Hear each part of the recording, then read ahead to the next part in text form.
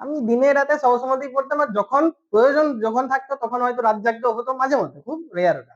পড়ার কোনো বাধ্যবাধকতা সময় থাকেনি, যখন মন যেত, যে সাবজেক্ট মন যেত, যতক্ষণ মন যেত ততক্ষণই পড়তাম। আমি WBCS ক্র্যাক করে হচ্ছে বিডিও বা SDO লেভেলের একজন অফিসার হতে চাই।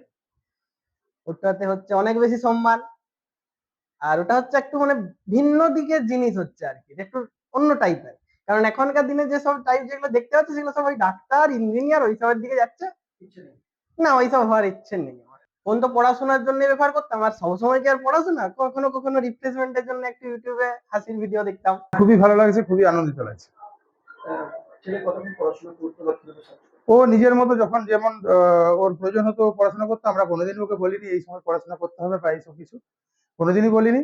ও নিজের মতো করে পড়াশোনা চালিয়ে গেছে। ও নিজে মানে কোনো নির্দিষ্ট কোনো সময়ের ব্যাপার নেই। না, দিনের বেলাতে ও মানে পড়তো সব, মানে যখন যেমন ওর দরকার হতো পড়তো। আর দিনের বেলায় আমরা তো থাকতাম না, আমরা দুজনেই স্কুলের টিচার। তাহলে সেক্ষেত্রে আমরা বেরিয়ে যেতাম 10টা, আবার ঢুকতাম 4টায়। সেক্ষেত্রে ওই সময় ও নিজের মতো করে যেত। আর মানে নিজের পড়াশোনাটা যে নিজের, সেটা ওর মধ্যে চলে এসেছিল ছোট থেকে, সেই জন্য আমাদেরকে ওই ব্যাপারে আর কোনো টেনশন নিতে হয়নি। ফলো করুন সংবাদ প্রতিদিন ডিজিটাল।